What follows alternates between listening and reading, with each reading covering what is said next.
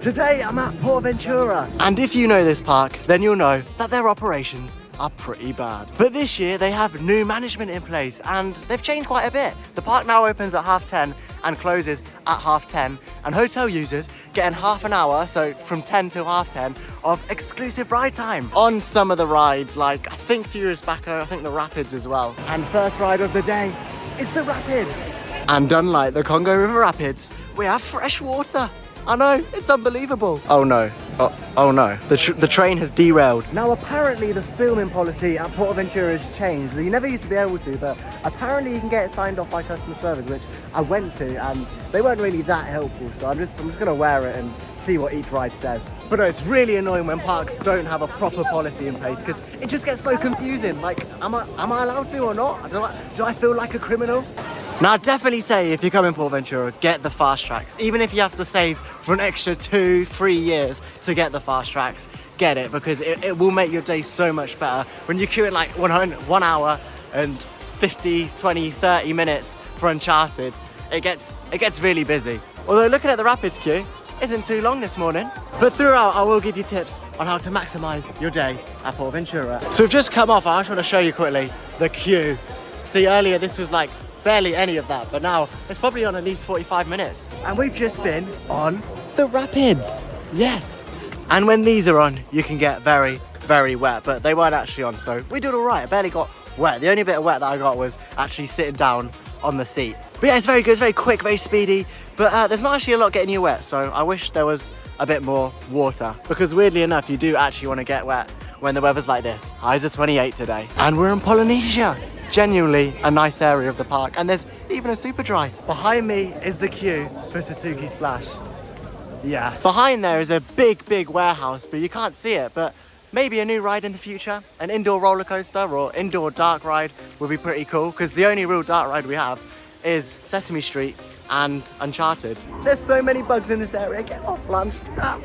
We're gonna head to Templo del Fuego, if that's how you say it. Because I've never done this thing before, because it was always closed, but Portaventura have actually decided to open it. My baby, don't you worry, I'm coming soon. Don't worry. So I just learned that Templo del Fuego doesn't open till 1. So we're gonna head on Dragon Khan. Ooh. And the express queue is just to the side of the main cattle pen, which is pretty much filled. But this B&M, I love it. It was really rough last year, but yeah.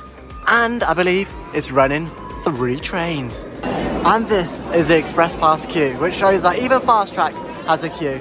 And here we are, pretty much straight on, 5 minutes and back row on Dragon Khan. Wish me luck.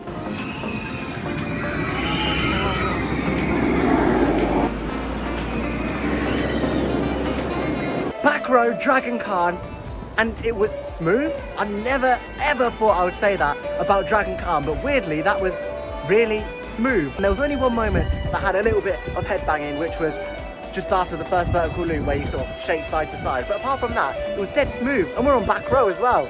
You know what's smoother though? It's Shambhala. But you know what, Dragon Khan was actually so fun because it's not as rough. It shows how a coaster can be so much better when it's not as rough. Like, yeah, walking in and seeing the theming, you know it's gonna be a good ride. Let's just say that Portaventura doesn't have the best operations in the world. Let's say that, because yeah, they don't, and the queues become so busy here. Like, look at Shambhala, all of that cattle pen's already full, and it's like 11 o'clock. But yeah, another thrill coaster would do the park absolute wonders in terms of capacity. 1 hour and 10 minutes. It's time for the express queue, and within around 10 minutes, we're in, and we're queuing for the front row, because why not? It's Shambhala, it deserves it. One thing I wish Portaventura would do is play soundtracks. I know they have them, but they just don't play them. Like Dragon Khan, nothing. My favourite ever restraints on a roller coaster are B&M clamshells. They're literally like a taste of heaven. They're so nice. I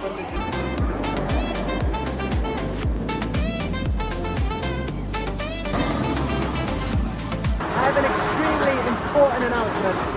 Shambhala is better than Hyperia. It just is. It's one of my favourite ever roller coasters. It's just so good. Like, you can't, like, it's just an airtime machine. If you look in the dictionary for definition of airtime, this thing will come up. Can we get a split screen, please? Shambhala splashdown, Hyperia splashdown. Which would you guess was the newest coaster? Unbelievable. Did you hear that? That means it's time for a water ride. The best dark ride in the whole world. There's like an arena down there that has different entertainment and everything like that. We're gonna head over to Tutuki Splash. Finally got out because I am sweating so much. An hour and 10 minutes for Tutuki Splash. And here we go into the jungle. It's been a long 3 weeks. There's been hundreds of bush tucker trials. But how will the celebrities do? You know what, I'm a celebrity. Get me out of here! And we're at the front of Tutuki Splash. I can't actually remember how wet I got on this. I can't really remember. Oh yeah, I remember how wet I got. Absolutely soaked. And yes, Tutuki Splash does get you very wet. Look at this white t-shirt as well, see-through, unbelievable. But yeah, it's a wet water ride, as you'd expect, and it gets you very wet. My shorts are very wet, my t-shirt is soaked, but the one good thing, the boat actually has some pretty decent drainage. Look at this, I feel like I could just wrench it out like that. My shorts are very wet, but you can't see them, and also my top is very wet. Everything's very wet. Oh no. But yeah, you'll be surprised how much a water ride in Spain can actually cool you off. But it looks like this Furious Baco is experiencing a technical delay. It's one of the only Intamin winged roller coasters. It's a launch. It's such a great ride. Although it feels like nothing on earth. It is rough. And when I say rough, I mean rough. But you can kind of excuse the fact that it's rough because it's kind of actually a quite good ride. 5:15 Nutella waffle whilst looking at Furious Baco's brake run. Oh, yum. Hyperia the golden moment? No, I don't think so. This golden waffle is the golden moment. And after that quick little stop for a waffle, we're gonna head to Templo del Fuego. This is probably my most anticipated attraction of this visit because it looks amazing. And this park probably has the biggest deal with Nutella in the history of theme parks. Look how big the Uncharted building is. And you can just see the water slides from above it. Is this the definition of what random is? A bird singing? It's time for Templo del Fuego. I'm so excited for this. I thought it was gonna be very good. I've seen there's fire, and anything with fire is good. Look at Valhalla. It's gonna be interesting to see what's actually in this, because I have no idea. I know there's fire, there's a fire room, but apart from that, confusing. Templo del Fuego is actually such a good attraction. Like, it's not a ride, you walk in the first building, there's like an adventurer, and she's basically solving a puzzle. Then you head into the next room, and then there's like loads of fire, there's loads of water, because she's basically stolen like this crown or jewel, and then the person in the cave goes crazy and starts putting water and fire. There's loads of fire, there's big blasts everywhere, the floor starts shaking as well. It's really, really good. It's hard to understand, but from what I gathered about the story, basically she's trying to steal these jewels. And a quick little break before we head over to the drop tower, which is around double Apocalypse at Drayton Manor. It's a big one. It's a 50-minute wait for Hurakan Condor. I love drop towers. We need more in the UK, especially these Intamin ones. Incredible. Look at this view. It cannot be beaten. Hurakan Condor, it's a drop tower and it's high. It's very, very high. It's actually around double Apocalypse, what used to be a Drayton Manor, and it's high. And the only difference is between Apocalypse and that is Apocalypse feels more forceful on the way down, and that one tilts you at the top, not like midway, which feels weird, but it's still so good. And the height of it is incredible. Like, from up there you see just how big this resort really is, and it's huge. The drop tower is huge. I've been on many drop towers, and that one is the one that gets me scared. Well, there's no fast track on the drop tower and also Uncharted, so you do actually have to queue for those. And I waited probably about 50 an hour, which isn't too bad. It's really annoying when they don't operate all the towers on an Intamin drop tower. Like, they're built for you to operate. But no, today they're actually running most of the towers. Last time I came, they were running one tower. I know, can you believe it? And it took a very long time. But today they were running 4 towers, and I got stand up without floor, which is very nice. My favourite tower to be on. And anyway, now we're gonna have a few re-rides on Shambhala, yes, and then head back round, do Stampida, and we're still waiting for Furious Baco to open because it's still closed. But yeah, the park opening hours are incredible, and it's such a nice park to be in. even though I'm melting away. I'm decaying. The only thing with having a big coaster down like Furious Baco is that the other coasters get really long queues. But to be fair, today, it ain't too bad. That's not a long queue. Shambhala isn't too long. Like an hour for each coaster is what you'd really expect at like Alton Towers, so it isn't too bad here. If I'm not looking at them, they can't see me. It's so awkward walking past. Shambhala is fabulous. The way the wheels caress the track, she's almost gracious. Like her presence in this area is like so highly respected, like fair play. And next, if you can hear me over the B&M roar, we're heading to Angkor, Condor, whatever it's called. We're heading over to it. It's a splash battle from Mac. So nice and cool. And here's our guns. Pew pew pew. Jewel, don't touch your blasters till the safety bar is lowered. And Angkor is a really cute little small splash battle. It's got some good theming, a few little elements that are actually working now. Before, none of those used to work, like the sprayers and the mists and stuff like that. The animals that move, they weren't working at all last year. But that closed for quite a long period in the winterish time. And it reopened and they fixed all of the ride basically now. And it's a perfect ride if you want to get wet, but not too wet. Just a little splash. Unfortunately, Furious Baco has had an oil leak, so it's not going to be open today.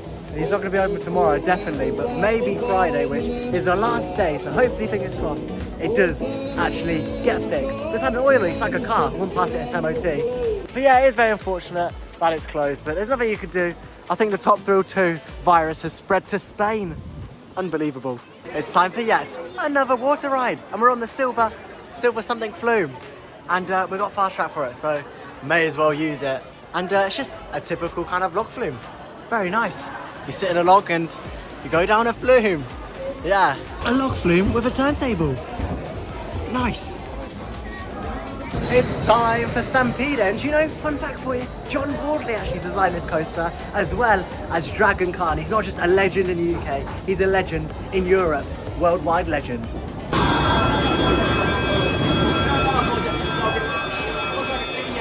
And that is Stampida. Very rough, but very enjoyable. The blue train last night was definitely smoother than that red train. That red train is pretty rough, and it gives the illusion that it's rough because it's so loud running around the track. Like, listen to this.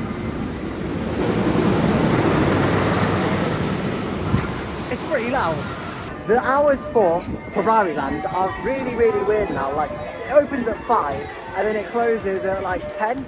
Really weird hours, but I guess it makes sense because if you're coming to Portaventura Park and then for like 10:30 till 6ish or whatever, you could then go over to Ferrari Land and do that from what, 5 till 10.